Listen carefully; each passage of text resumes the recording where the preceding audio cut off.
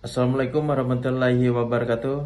Selamat berjumpa kembali dengan saya Samsul Jamaluddin, mahasiswa program studi ilmu hukum Fakultas Hukum Universitas Al-Azhar Indonesia. Kali ini kita mendapat tugas untuk pemenuhan ujian tengah semester mata kuliah Hukum Internasional dengan dosen pengampu yang terhormat Ibu Dr. Maslihati Nur Hidayati. Tema kita kali ini adalah mengupas tentang subjek hukum internasional, di mana kita akan mengulas tentang apa definisi dari subjek hukum internasional, lalu apa saja yang termasuk dalam subjek hukum internasional, dan selanjutnya kenapa subjek tersebut termasuk dalam subjek hukum internasional. Selamat mengikuti. Profesor Martin Dixon, seorang pengacara dan akademisi berkebangsaan Inggris, dalam bukunya International Law mendefinisikan subjek hukum internasional merupakan badan atau entitas yang mampu untuk memiliki kemampuan dan melaksanakan hak serta kewajiban berdasarkan hukum internasional. Yang termasuk dalam subjek hukum internasional adalah: pertama, negara; kedua, tata suci; ketiga, palang merah internasional; keempat, organisasi internasional; kelima, individu; keenam, organisasi pembebasan bangsa; ketujuh, multinational corporation.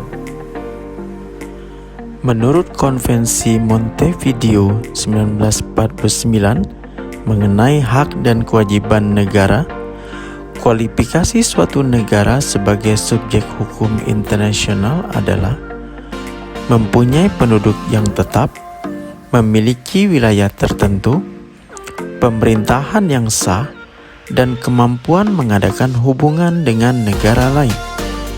Negara dinyatakan sebagai subjek hukum internasional yang pertama karena kenyataan menunjukkan bahwa yang pertama melakukan hubungan internasional adalah negara.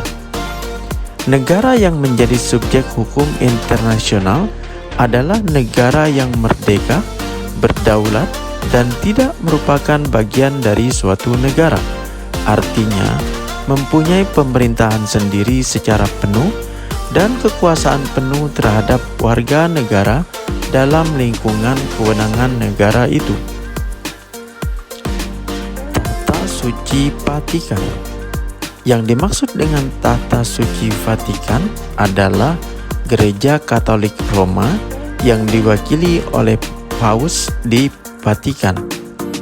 Tata Suci Vatikan diakui sebagai subjek hukum internasional berdasarkan Traktat Lateran pada 11 Februari 1929 antara pemerintah Italia dan Tata Suci Vatikan mengenai penyerahan sebidang tanah di Roma. Meski bukan negara, Tata Suci Vatikan mempunyai kedudukan sama dengan negara sebagai subjek hukum internasional. Tata Suci Vatikan memiliki perwakilan diplomatik di berbagai negara di dunia yang kedudukannya sejajar dengan wakil diplomat negara-negara lain. Palang Merah Internasional. Organisasi Palang Merah Internasional menjadi subjek hukum internasional karena sejarah. Kedudukannya diperkuat dalam perjanjian-perjanjian dan konvensi-konvensi Palang Merah tentang perlindungan korban perang. Palang Merah Internasional mendapatkan simpati dan meluas di banyak negara, sehingga masing-masing negara membentuk Palang Merah Nasional. Organisasi internasional merupakan subjek hukum internasional keempat. Klasifikasi organisasi internasional yang pertama, organisasi internasional yang memiliki keanggotaan secara global dengan maksud dan tujuan yang bersifat umum. Contohnya, Perserikatan Bangsa-Bangsa. Yang kedua, organisasi internasional yang memiliki keanggotaan global dengan maksud dan tujuan yang bersifat spesifik. Contohnya, World Bank, International Monetary Fund. Yang ketiga, organisasi internasional dengan keanggotaan regional dengan maksud dan tujuan global. Contohnya ASEAN, Europe Union.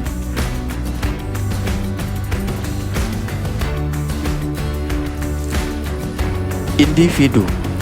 Setiap individu menjadi subjek hukum internasional jika dalam tindakan yang dilakukannya memperoleh penilaian positif dan negatif sesuai kehidupan masyarakat dunia. Diperkuat dengan Deklarasi Universal tentang Hak Asasi Manusia, Universal Declaration of Human Rights, tanggal 10 Desember 1948 yang diikuti beberapa konvensi hak asasi manusia di berbagai kawasan. Subjek hukum internasional selanjutnya adalah pemberontak dan pihak yang bersengketa. Kaum beligeransi, pemberontak atau pihak yang bersengketa awalnya muncul sebagai akibat dari masalah dalam negeri suatu negara berdaulat. Maka penyelesaian sepenuhnya urusan negara yang bersangkutan.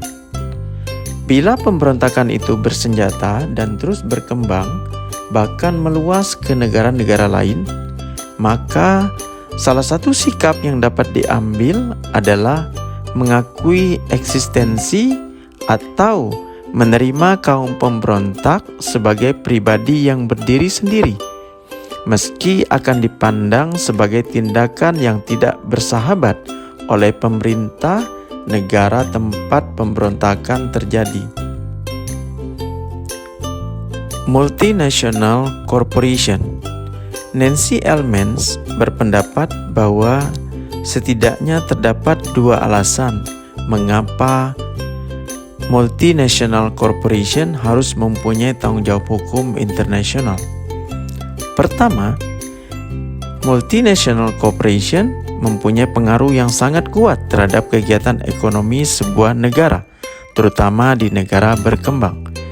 Bahkan, kadang mampu memiliki kekuatan monopoli pasar dan kewenangan mengatur persyaratan kerja bagi buruh-buruhnya. Kedua, di banyak negara berkembang, multinational corporation mengelola kegiatan usaha yang berhubungan dengan pelayanan publik seperti transportasi, tenaga listrik, dan telekomunikasi. Hal ini secara tidak langsung seperti memberikan sebagian dari kewenangan negara kepada multinational corporation.